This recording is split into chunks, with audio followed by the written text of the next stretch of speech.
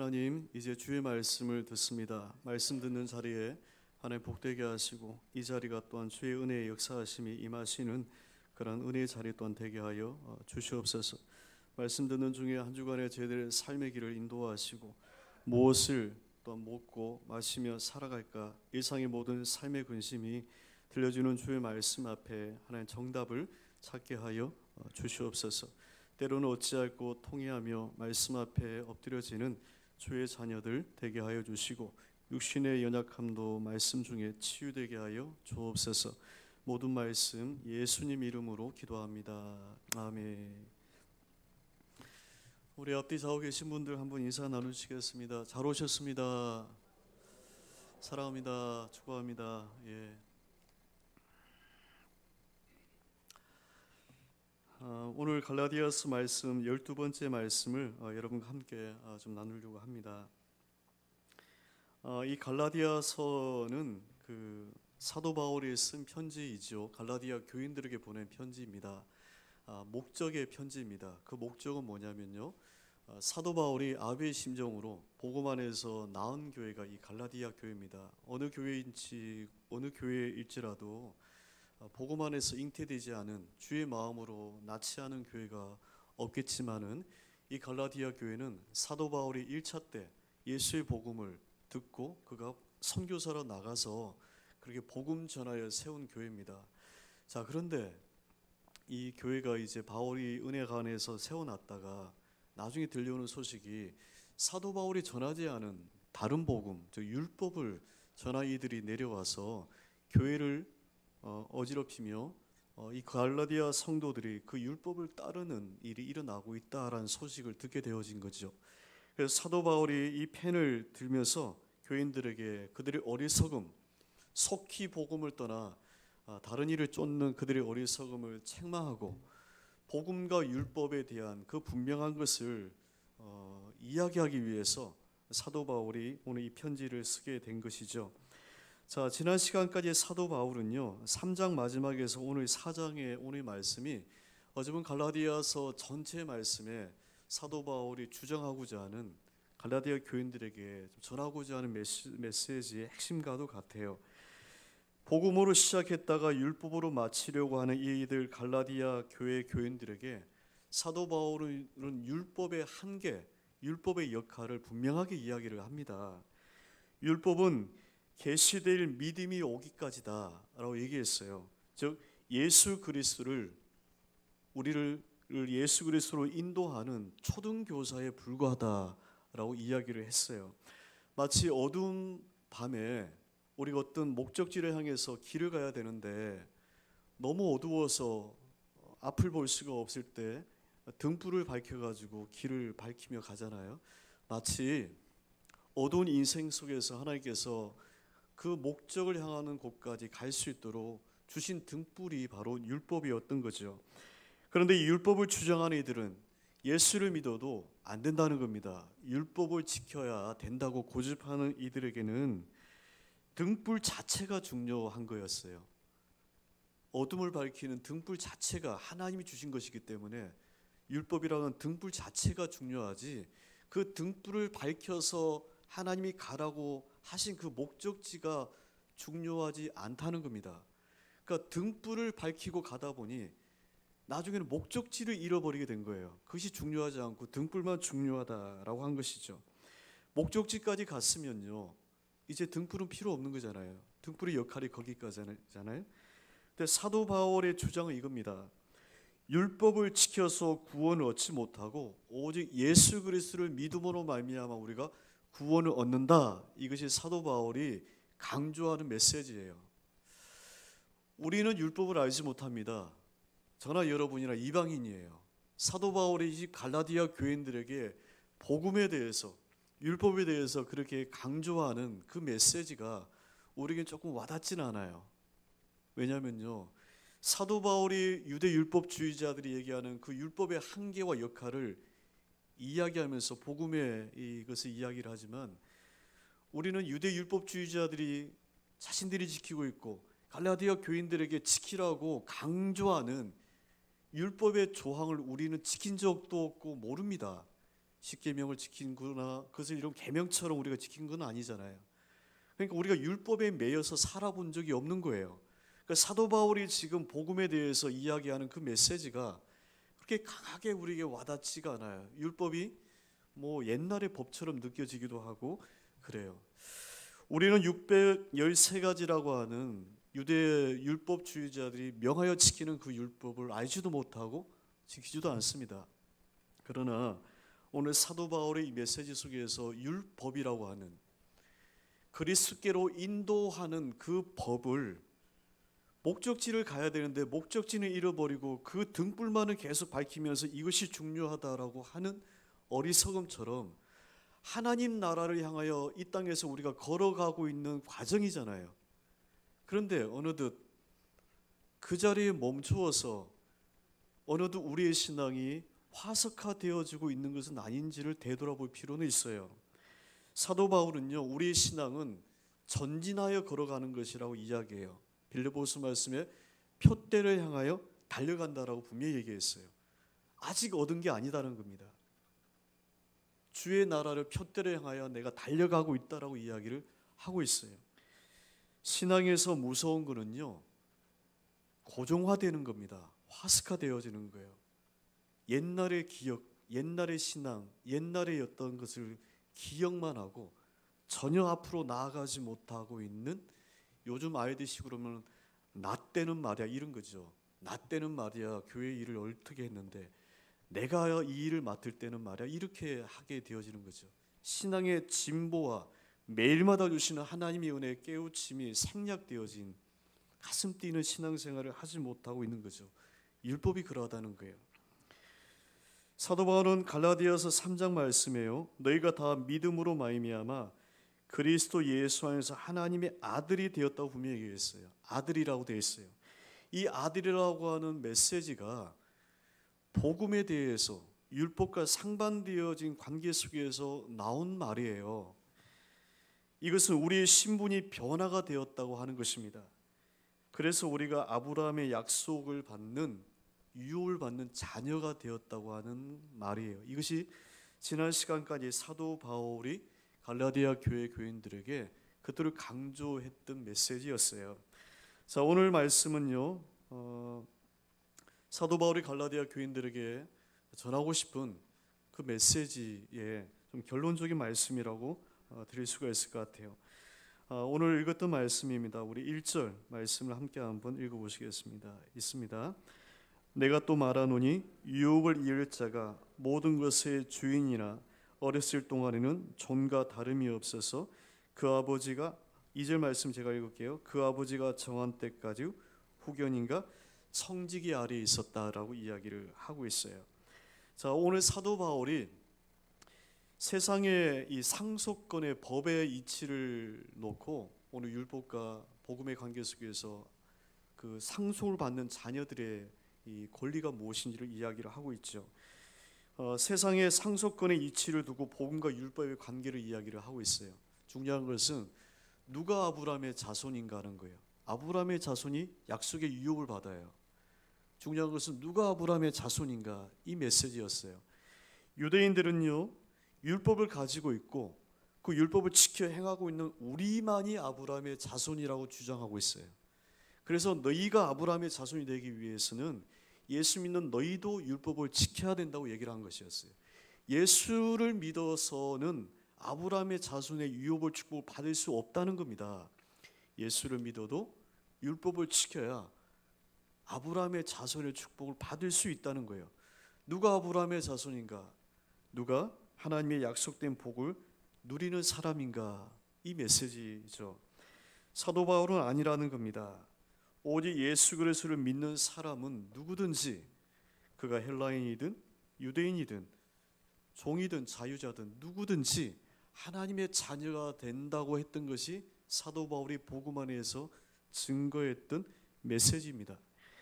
말씀해 보니까 유업을 이을 자라고 되어 있어요. 유업을 잇는다라는 겁니다. 바로 상속자를 이야기를 해요. 상속자. 또 말씀해 보니까 어렸을 동안에는 이 유업을 이을 자가 어렸을 동안에는 종과 다름이 없다, 이렇게 되어 있어요. 자, 이 말은 이런 거죠. 법적인 상속권을 가지고 있는 사람이라도 그가 나이가 어린 미성년자라면요, 법적인 권리를 행사할 수가 없는 거예요. 그래서 자유가 없다는 겁니다. 종들처럼 자유가 없다는 이 말이에요. 세상의 법도 상속을 받는 상속자인 것은 분명합니다. 그러나 그 사람이 그 상속의 법을 행사할 수 있는 나이가 되지 않은, 즉 미성년자일 때는 그 법적인 것을 행사할 수가 없어요. 그래서 성인이 될 때까지는 법적 관리인이 대신 관리를 해주게 되는 거잖아요. 우리가 국민이라는 사람이죠. 투표권이 있든 없든 간에 어린아이도 국민의 한 사람이잖아요. 그러나 국민의 한 사람으로서 대통령을 뽑고 국회의원을 뽑을 수 있는 참정권의 권리를 가지고 있을 수 있는 것은 그 해당되는 나이가 되어야 돼요. 마찬가지입니다. 사도 바울이 얘기하고자 하는 것이 하나님 나라의 상속을 받는 유업은 상속자가 받는 거죠. 당연하죠. 그런데 그 상속을 받는 그 사람이 세상의 법으로도 나이가 어리면 법적인 후견인을 통해서 성인이 될 때까지 보호를 받고 관리를 받는 것이라는 거예요. 여기서 말하는 후견인이 율법이라는 거예요. 바울은 율법 아래 살아가고 있는 사람들을 가리켜가지고 어린아이라고 얘기했어요. 미성년자라는 겁니다. 계명과 규칙에 매여서 그 복음에 그것을 보지 못하고 있는 사람들, 유대 율법주의자들을 가리켜서 미성년자라는 거예요.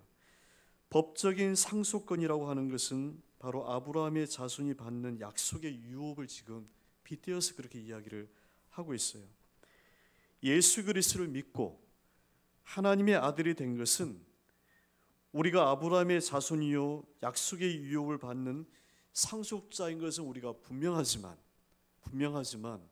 그러나 어렸을 때에는 나이가 어린 미성년자는 후견인 아래에 관리를 받는 것처럼 우리가 율법 아래 있게 되었다고 얘기하고 있어요.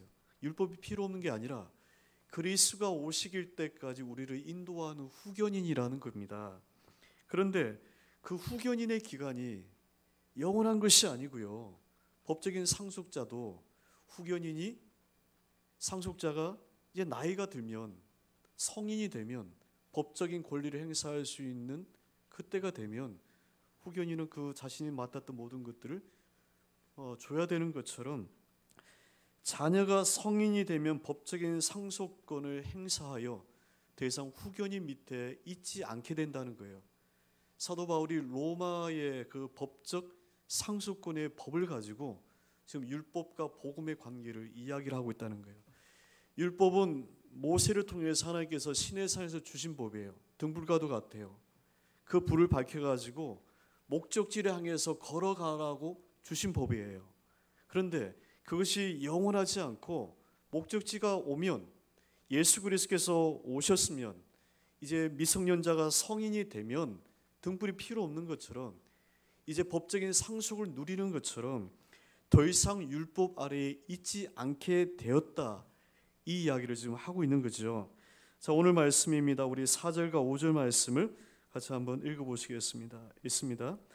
때가 참에 하나님이 그 아들을 보내사 여자에게 나게 하시고 율법 아래에 나게 하신 것은 율법 아래에 있는 자들을 속량하시고 우리로 아들의 명분을 얻게 하려 하셨다라고 되어 있어요. 중요한 말씀이 이런 명분이라고 하는 단어, 때가 찼다고 하는 이 단어가 있어요. 때가 찼다고 하는 말은요, 원어 뜻 그대로는 시간이 되었다는 거예요.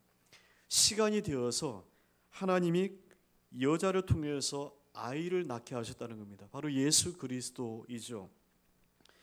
후견인과 율법교사, 초등교사와 같은 율법 아래에 우리가 미성년자였기 때문에 우리를 그 법 아래에 두셔서 하나님께서 보호와 관리를 받게 하셨어요. 그러나 예수 그리스도께서 때가 되어 하나님께서 그를 보내어 주셨을 때는 이제는 그 모든 율법의 아래에 있던 우리가 이제 풀어놓아 자유케 되어진다는 겁니다. 때가 찼다고 하는 말은 하나님이 예수 그리스도를 보내심으로 율법의 종로로 했던 우리를, 매여 있는 우리를 자유케 했다는 거예요. 이것이 바로 복음이 말하는 자유예요. 어떤 것으로부터 매이지 아니한 자유가 아니라요, 주님께 매이는 자유가 복음입니다. 많은 분들이 이런 복음의 자유에 대해서 오해하시는 분이 있어요. 매이지 않는다는 거예요. 어디를 가도 매이지 않는다, 음식에 매이지 않는다라고 이야기해요. 맞습니다. 무엇을 먹든 매이지 않습니다. 어떤 것이라도 우리가 매이지 않습니다. 그러나 우리가 세상 가운데서 그 매이는 기준이 세상이 되지 않고요, 이제 우리가 성인이 되면 우리 안에 주의 영이 임하시고 우리가 하나님 아버지를 고백하게 될 때는 우리가 매이는 대상이 바뀌어지게 되어져요. 세상에 매여서 세상의 가치관으로 살아가던 우리가 이제는 하나님께 매여 살아가게 된다는 거예요. 그래서 주님 안에서 자유롭지 못한 거예요. 역설적인 자유입니다. 주님에 대해서 자유로웠던 우리가 한 시절이 있었어요. 예수를 믿고 신앙생활을 해도 주님에 대해서는 자유로웠어요. 할 거 다 하고 모든 일을 다 했어요. 죄 짓는 일에도 열심을 내었어요. 그러나 어느덧 성령이 우리에게 임하시고 하나님께서 그때 우리의 마음을, 주님을 경험하게 하셨던 그때는 이제 주님께 매이게 되어져요. 세상으로부터는 자유로워졌어요. 주님께 매이게 됨으로 인해서 할 수 있는 자유는 있지만 우리가 더 이상 그 일을 하지 않고, 갈 수 있는 자유가 있지만 더 이상 그곳에 가지 않게 되었다는 거예요. 그래서 하나님 나라의 가치관의 삶을 살게 되어지는 거죠. 여러분, 이것이 바로 삶의 변화고요, 우리 안에 계시는 성령님의 성화의 변화, 성화입니다. 변화되어지는 것이시죠. 이로써 우리가 약속의 유혹을 받을 수 있는 법적인 상속자가 되었다고 하는 말이 여러분 중요한 거죠. 이것이 사도 바울의 표현으로는 너희가 하나님의 아들이 되었다, 이렇게 되어 있어요. 우리가 하나님의 아들이 되었다. 예수를 믿으면 하나님의 아들이죠. 하나님의 자녀라고 하는 말을 우리가 들어요. 모두가 다 하나님 아버지의 자녀들이에요. 영적인 DNA가 같다는 겁니다. 그런데 이 아들이 되었다고 하는 이 말의 표현은 바로 율법과의 관계 속에서 우리의 신분의 변화 속에서 이 말이 사용이 되어지고 있는 거죠. 오늘 4장 6절 말씀입니다. 같이 한번 읽어볼까요? 있습니다. 너희가 아들이므로 하나님이 그 아들의 영을 우리 마음 가운데 보내사 우리를 아바 아버지라 부르게 하셨느니라. 아바라고 하는 말은 예수님이 사용하셨던 아람어입니다. 아람어, 사투리입니다. 지방어예요. 이 아바의 뜻이 바로 아버지예요. 같은 말이에요. 하나님께서 예수의 영을, 그 아들의 영을, 성령을 우리 안에 부으셔서 우리가 하나님을 비로소 아버지라고 부를 수가 있게 되었다는 겁니다. 여러분, 기독교는 십자가의 종교죠. 십자가는 뒤에도 있고 우리 눈에 보여지는 모든 형상의 상징이지만, 그러나 기독교가 십자가의 종교로 내세우는 이유는요, 그 십자가에 예수 그리스도께서 죽으셨기 때문에 그 구속의 능력을 우리가 믿고 의지하기 때문에 십자가의 종교로 우리가 하는 거죠. 주님만 그곳에 달리신 것이 아니라 우리도 그곳에 달렸음을 매순마다 십자가의 죽음과 부활을 우리가 고백하는 신앙이 십자가를 붙잡는 신앙이에요. 그런데 이 십자가는요, 기독교의 한 교리로서의 신앙이 아닙니다. 예수 그리스도의 십자가는요, 법적인 효력이 있어요. 즉 우리가 예수 그리스도를 믿고 하나님의 자녀가 되었다고 하는 것은 기독교가 믿는 신앙의 교리 속에서 그렇게 듣고 고백하는 것이 아니라 이것은 법적인 효력이 있다는 겁니다. 골로새서 2장 말씀에 보면 이런 말이 있어요. 우리를 거스르고 불리하게 하는 법조문으로 쓴 증서를 지우시고 제하여 버렸다라고 되어 있어요. 어디에 있어요? 십자가에 못 박으시고 십자가로 이기셨다라고 되어 있어요. 우리를 거스르고 불리하게 하는 법조문으로 쓴 증서가 있다는 거예요. 우리를 거스르는 법조문으로 된 증서가 있어요. 법적인 효력을 가지고 있는 증서가 있다는 겁니다. 저와 여러분의 죄를 범할 때마다 죄의 목록이 리스트가 되어지는 거죠. 사단이 이것을 가지고 우리로 하여금 끊임없이 죄인이라고 우리를 사슬로 매게 된다는 겁니다. 사단이 주는 이 죄의 사슬을 우리가 힘으로 벗어날 수가 없어요. 왜요? 죄는 법적인 효력을 가지게 됩니다. 세상에도 민사와 형사가 있잖아요. 형사법을 범하게 되어지면 쉽게 해서 빨간 줄이 그어져, 리스트가 그어집니다. 지울 수가 없는 거잖아요. 마찬가지입니다. 우리가 죄를 범하게 되어지면 법적인 리스트가 기록이 되어지는 겁니다. 맨날 며칠에 어떤 일을 통해서 이 사람이 이런 일을 했다고 하는 기록이 되어져 있는 거예요. 그런데 법조문으로 쓴 증서인데, 그래서 우리를 죄인이라고 규정짓는 증서가 있었다는 거예요. 근데 이 증서를 예수님께서 십자가에 못 박으시고 불태워 버렸다는 겁니다. 이 사람이 죄인인 것은 분명한데 죄인이라고 주장할 수 있는 증서가 없다는 거예요. 그래서 우리가 자유케 되었다는 겁니다. 옛날 조선시대 때 여러분 노비 반란이 일어났던 때가 있었어요. 그때 노비들이 각자의 집으로 들어가 가지고요, 노비 증서 문서를 여러분 찾아가서 다 소각을 했어요. 그러고 난 다음에 도망가고 뭐 그렇게 했어요. 왜 그렇게 했을까요? 도망가기도 바쁜데, 곳간을 틀어가지고 양식을 취하기도 바쁜데 왜 노비들 각자의 집으로 돌아가서 막 노비 문서를 찾아가지고 그렇게 했을까요? 연해주로 도망가 본들, 만주로 도망가 본들, 노비 증서가 있으면 이 사람은 노비예요. 본인뿐만 아니라 자기 자녀들도 노비입니다. 그 집안의 재산이에요. 노비 문서가 사라져야 돼요. 그래서 증서를 태우고 그렇게 한 거였거든요. 마찬가지입니다. 우리는 죄인이에요. 우리 스스로가 이 죄인의 굴레에서 벗어날 수 없어요. 왜요? 법적인 효력을 가지고 있는 증서라는 겁니다. 이것을 예수님께서 십자가에 제하에 못 박았다고 하는 거예요. 그래서 바로 이것이 십자가가 가지고 있는 법적인 효력이에요. 세상 법에는 여러분이 제척될 수 있는 그런 사양은 분명히 없을 거예요. 그러나 우리가 다 죄인이에요. 그 죄를 예수께서 십자가에서 못 박아 우리로 자유케 하셨다는 거예요. 자, 우리로 하여금 자유케 하신 것도 감사한데 이 말씀이 바로 속량하셨다고 하는 표현이에요. 속량하셨다고 하는 말은 노예가 시장에 팔려지는데 그 노예를 돈을 주고 사요. 감사한 일이죠. 그런데 이 노예로 하여금 자유의 신분을 허락해 주는 거예요. 시장에 놓여 있던 노예가 팔립니다. 그러면 또 다른 집의 재산으로 들어가는 것이겠죠. 노예 입장에서는 이 집에 가나 저 집에 가나 똑같죠. 노예 신분으로서는. 그런데 자신을 돈을 주고 사가지고 그 주인이 노예로 삼지 않고 자신을 자유민으로 풀어주는 거예요. 이것이 바로 속량했다고 하는 표현이라는 거예요. 하나님이 저와 여러분을 죄의 법 증서에서 십자가에서 못 박아 우리를 자유케 하셨어요.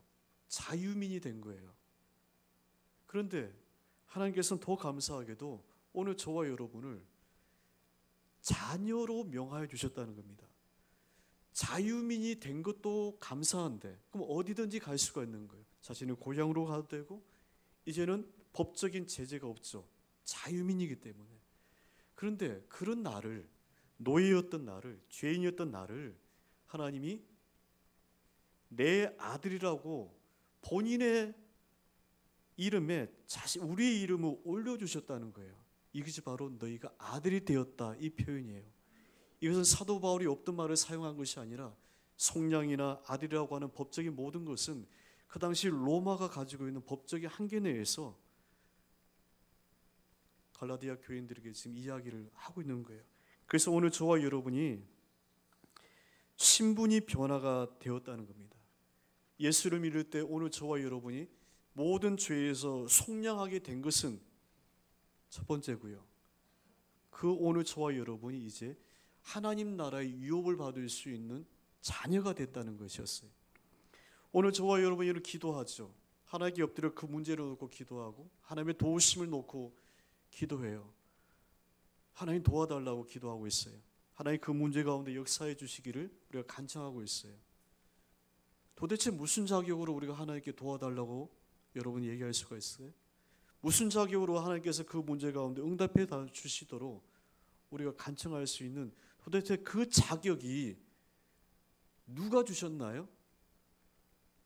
도대체 여러분이 무슨 자격이 있길래 하나님을 향해서 아버지라고도 부르고 그 하나님께 뭐 맡긴 것도 없는데 달라고 도와달라고 부탁할 수 있는 그 당당한 자격이 도대체 어디서 나오냐는 거예요. 바로 아들이기 때문에 그러하다는 겁니다. 우리의 기도의 능력이 바로 여기서 나오는 거예요.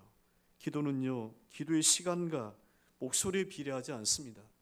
내가 하나님의 자녀라고 하는 분명한 자녀됨의 인식의 고백에서 내 아버지가 누구신가에 대한 신앙의 고백에서 우리의 기도의 힘은 능력이 생겨요.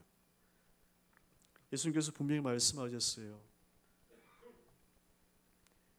자녀가 생선을 달라고 하는데 전갈을 주거나 떡을 달라고 하는데 돌을 줄 나비가 누가 있겠냐는 겁니다.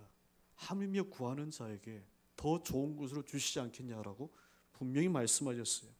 그래서 구하라 찾아라 문을 두드리라 하신 거잖아요.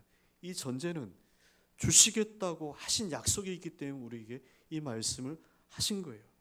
그 주시라고 찾고 구하는 그 기도의 행위를 우리가 할 수 있는 힘은 바로 하나님이 우리의 아버지시고 우리가 그 하나님의 자녀로서 우리의 신분을 변화시켜 주셨기 때문에 그러하다는 겁니다.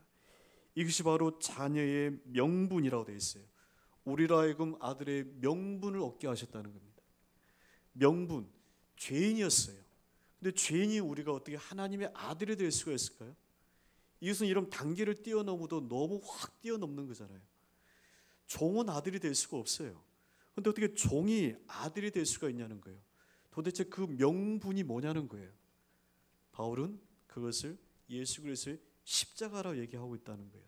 율법을 지켜서 아들의 명분이 얻어진 게 아니고 계명을 열심히 준수하여서 아들의 명분이 얻어진 것이 아니라 예수 그리스도께서 우리를 대신하여 우리를 속량하시고 하나님께서 그 예수라고 하는 값을 지불하셔서 우리를 사셔서 하나님의 그 이름에 우리로 하여금 자녀라고 우리 이름이 요한계시록의 생명책에 기록되도록 그렇게 하셨다는 겁니다. 그래서 우리가 더 이상 율법 아래 죄에 매이지 않게 된 거죠. 더 이상 고아가 아니라 하나님을 아버지라고 부를 수가 있게 된 거예요. 여러분, 성경의 모든 단어를 마치 즙을 짜는 어떤 곳이 있다면 성경을 이름 집어넣어 가지고 막 짜본다면 나와야 되는 한 단어가 있다면 아버지일 거예요. 아버지. 예수님이 하나님을 우리에게 아버지라고 소개해 주셨어요. 율법을 아무리 지키고 믿음 생활을 아무리 열심히 한다고 해도요, 율법 안에서는 하나님은 결코 아버지가 될 수 없어요. 하나님의 이름을 하나님이라고 부를 수가 없어서 야훼라고, 여호와라고, 아도나이라고, 주님이라고 불렀어요. 하나님에 대한 수많은 이름이 나와 있는 이유가 바로 그겁니다. 성경의 필사가들이요, 서기관들이 말씀의 이름 적을 때도 하나님이라는 이름만 나와도 목욕을 하고 다시금 정갈하게 해서 적었다고 그래요. 그러니 이 하나님이란 단어가 가지고 있는 영적인 무게가 얼마나 크다고 하는 것을 알 수 있어요. 그런데 예수님께서는 그 하나님을 아버지라고 우리에게 소개해 주신 거죠. 그 아버지에게 자녀인 우리가 기도할 수가 있게 되었던 거죠. 사도 바울이 오늘 갈라디아 교인들에게 이 일을 통해서 분명하게 전하는 메시지가 이런 두 가지입니다. 이런 꼭 기억하셨으면 좋겠어요. 하나는요, 너희는 종이 아니다라는 거예요. 너희는 종이 아니다. 두 번째는 너희는 하나님의 유혹을 받는 상속자다. 너희가 바로 하나님의 복을 받는 자다. 이 이야기였어요. 여러분, 종과 아들은요, 아버지의 집에 있는 사람입니다. 종이나 아들이나 아버지의 집에 있는 것은 똑같아요. 그러나 이들의 신분은 전혀 달라요. 종은 열심히 수고와 노력을 해서 일을 해야만 되는 존재예요. 일을 열심히 하라고 사온 존재가 종입니다. 일을 시키기 위해서 사온 존재가 종이에요. 그러나 아들은요, 아버지에게서 태어난 존재예요. 종은 돈을 주고 사온 것이라면 아들은 아버지에게서 태어난 존재예요. 종은 열심히 일을 해서 주인에게 능력을 받아야 돼요. 게을러서는 안 돼요. 그리고 능력을 받은 종은 주인에게 칭찬을 받을 수 있어요. 그러나 아무리 종이 능력이 있고 탁월한 칭찬을 받는다 해도 그 종은 신분이 변하여 아들이 될 수가 없어요. 종은 종일 밖에 없어요. 그러나 아들은요, 종의 마음으로 낮아져서 아버지를 섬길 수 있어요. 하나님 오늘 저와 여러분을 종처럼 일하라고 이 시간 이곳에 오게 하신 게 아닙니다. 주의 일이 하실 일이 많은데 여러분 하여금 그 일을 시키려고 여러분을 구원하신 것이 아니라는 거예요. 도대체 우리가 주를 위해서 일을 해본들 얼마나 하겠어요? 여러분이 헌금을 한들 도대체 얼마나 하시겠어요? 교회를 여러분 건축해본들 얼마나 하시겠어요? 전도를 해본들 여러분 맨 사람의 영혼을 여러분 전도해 보셨어요? 우리가 내세울 수 있는 조건은, 종으로서 열심히 일할 수 있는 조건은요, 해도 부족해요. 할 수도 없어요. 하나님은 여러분을 종으로 이 시간 부르신 게 아닙니다. 아들이에요. 스바냐 말씀처럼 잠잠히 우리를 보실 때마다 그 사랑을 이기지 못하도록 우리를 창조하신 분이 바로 하나님이시라는 거예요. 종처럼 사역하라고 오늘 저와 여러분에게 직분을 주신 게 아니라는 겁니다. 주님 안에서, 아버지 안에서 누리라는 겁니다. 세상 가운데 불안했던 마음들 주의 은혜 안에서 여러분 누리라는 거예요. 내려놓아라는 겁니다. 오히려 수고의 무거움의 모든 짐을 내게 맡기라고 말씀하셨잖아요. 예배 가운데 하나님의 영광을 경험하고 기도 가운데 친밀하신 그 하나님 아버지 이름을 부르면서 내 모든 것을 아시는 그 아버지께 모든 것을 아뢰고 위로 받으라는 겁니다. 찬송 속에 계신 하나님을 찬양하면서 위로와 힘을 얻으라고 오늘 저와 여러분을 불러주신 거거든요. 이 자리에 여러분 있는 이유가 바로 그거예요. 교회에 오는 것이 스트레스가 되어서는 안 됩니다. 혹 여러분에게 맡겨진 교회 사역이 너무 스트레스가 되어서는 안 돼요. 그것은 종이 되는 거예요. 여러분을 불러주시고 구원하신 하나님에게도 그것은 마땅치 않고 혹 그것은 분명히 잘못된 일일 겁니다. 주님 안에서의 자유를 누리는 거예요. 세상의 모든 무거움의 짐들이 주님의 안에서 자유를 누리는 겁니다. 이것이 오늘 저와 여러분의 불러주신 목적이에요. 우리는 주를 위해서 일하는 사람이 아닙니다. 우리의 존재 자체가 아버지에게는 기쁨이 되어져요. 그러나 그 아들도 어릴 때에는 부모의 마음을 헤아리지 못해서 자신의 욕심과 고짓을 내세워서 마치 탕자가 아버지 유산을 가지고 나가는 것처럼, 그래도 그것은 아들이잖아요. 아버지의 마음을 헤아리지 못하는 신앙의 미성년 단계가 있어요. 그러나 그에게 하나님의 성령이 임하시고 하나님의 은혜를 경험하게 될 때 그는 아버지의 마음을 헤아려서 비로소 효자, 효녀가 되는 거잖아요. 그때 전도가 되어지고 하나님의 뜻을 세워나가는 주의 성도가 되어 나가게 된다는 겁니다. 우리는 아들로서의 자격이 없어요. 마치 집을 나간 탕자가 허랑방탕하여 아버지의 모든 재산을 다 허비했어요. 돼지가 치는 지업 예매를 먹으며 살아갈 수밖에 없는 그때의 아버지를 기억하잖아요. 그러면서 그가 아버지께로 돌아갈 용기를 가져요. 아버지를 만나서 하는 말이, 나를 아버들로 생각하지 마시고 품꾼의 하나로만 써줘달라고. 본인도 염치가 있지 아비의 모든 재산을 가지고 허랑방탕하여 아들이 돌아왔습니다 이야기할 수 없는 거잖아요. 아들이 아닙니다. 제가 집에 있는 많은 종들 가운데 한 사람으로만이라도 저를 써주세요. 그때 아버지가 그를 일으켜 세워서 끌어안고 입 맞추며 반지를 끼워주고 화려한 옷을 입히면서 내 아들이 다시금 돌아왔다고 그를 맞이하셨어요. 오늘 저와 여러분이 그러하다는 겁니다. 우리가 주님 앞에 늘 돌아갈 때 하나님께서 우리를 그렇게 맞이해 주신다는 겁니다. 중요한 것은 우리에게는 돌아갈 집이 있다는 거예요. 우리에게는 품에 안길 아버지가 있다는 겁니다. 이 아들만이 아버지의 모든 것을 누릴 수 있는, 이어받을 수 있는 법적인 상속자가 되어져요. 사도 바울이 얘기하고자 하는 것이 이겁니다. 율법으로는 아버지의 유업을 받을 수가 없다는 거예요. 왜요? 상속권자가 아니기 때문에 그래요. 오직 복음 안에서, 예수 안에서 하나님의 자녀됨만이, 하나님께서 자녀라고 인쳐주신 자만이 아버지의 유업을 받을 수 있는 법적인 상속권자다. 그래서 오늘 제일 마지막 7절 말씀에 내가 이후로는 종이 아니요 아들이요 아들이면 아들이니 아들이면 하나님으로 말미암아 유업을 받을 자니라. 아멘이죠.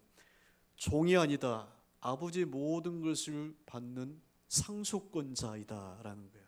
자, 우리가 이 말씀이 여러분 아멘이 되신다면, 우리가 이 말씀이 여러분 교리적으로 이해하는 십자가, 교리적으로 받아들이는 아들, 아버지의 관계가 아니라 정말로 우리 속에서 믿음으로 고백되어지는 십자가의 고백과 하나님의 아버지의 고백됨이 있다면 우리에게는 이제 신앙 고백 속에서 이런 고백이 나와요. 나는 하나님의 자녀다라는 거예요. 그리고 그 일은 아버지께서 하실 것이다. 그 일은 아버지께서 하실 것이다. 이런 고백이 여러분 나오게 되어져요. 삶의 어려운 순간들을 만날 때마다 바로 이런 고백이 우리를 은혜로 감당하게 합니다. 여러분 따라해보세요. 나는 하나님의 자녀다. 그 일은 아버지께서 하실 것이다. 예, 그 일은 아버지께서 하세요. 우리의 아버지이신 하나님께서 그 일을 감당을 하실 거예요. 오히려 묵음의 모든 짐을 내게 맡기라고 말씀하시지 않으셨어요? 주님께 맡기면 돼요. 왜요? 아들이기 때문에, 자녀이기 때문에 우리에게 이런 그런 자격이 있는 것이죠. 사랑하는 성도 여러분, 바로 이것이 사도 바울이 갈라디아 교회 교인들을 바라보면서 안타까운 마음으로 전하고자 했던 메시지입니다.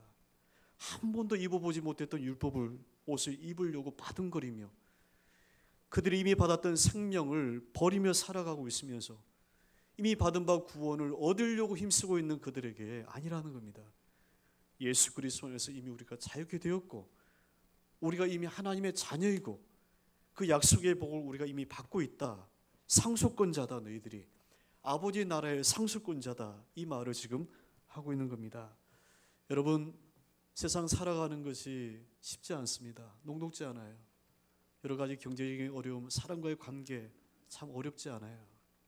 그러나 여러분, 우리를 살아가게 하는 힘은요, 우리에게서 있는 것이 아니고 우리를 붙잡아 주시고 함께 하시는 주님 안에 있음을 분명히 믿습니다. 하나님의 자녀다. 나는 자격됨이 없지만 하나님이 우리로 그렇게 명분을 얻어서 자녀가 되게 하셨다. 그러므로 그 일은 주님이 하신다. 믿음으로 여러분 살아가시기를 바랍니다. 한 주간 은혜 안에 승리하시기를 주 이름으로 축원합니다. 이제 우리 같이 한번 기도하실 때에 우리 믿음이 더욱더 주님 보시기에 성장하시고 또 이 믿음 가운데서 우리가 하나님을 아버지로 온전히 믿음으로 고백하는 주의 모든 자녀 되시기를 오늘 말씀 붙잡으시면서 같이 한번 기도하시겠습니다. 기도합니다. 전혀 하나님의 시간 하나님, 저희들의 하나님 모든 어두움을 용서해 주시고 성령 하나님께서 저희들의 삶을 하나님 조정하여 주시기를 하나님의 시간 기도합니다. 하나님의 시간 강건절에 역사해 주셔서 하나님의 세상 가운데 저희들의 삶의 모든 걸음걸음들을 주님 앞에 온전히 이어갈 수 있도록 주님 주장하시고 또 하나님 함께하여 주시옵소서 믿습니다. 하나님, 사도 바울이 이 고백처럼 우리는 하나님의 종이 아니라 하나님의 자녀입니다. 그리고 하나님 나라의 모든 것을 이어받는 그의 나라의 법적인 상속권자입니다. 하나님, 우리가 이것을 알지 못하고 세상 가운데 마치 버려진 고아처럼 그렇게 우리의 힘과 노력으로만 발부둥치며 살려고 하지 않게 하시고 우리를 붙잡아 주시는 아버지가 계시다고 하는 것을 우리들이 알게 하셔서 믿음으로 주님께 나아가는 모든 자녀들 한 주간의 또한 삶이 되게 하여 주시옵소서. 모든 말씀 예수님 이름으로 기도합니다. 아멘. 이제 우리 함께 일어나셔서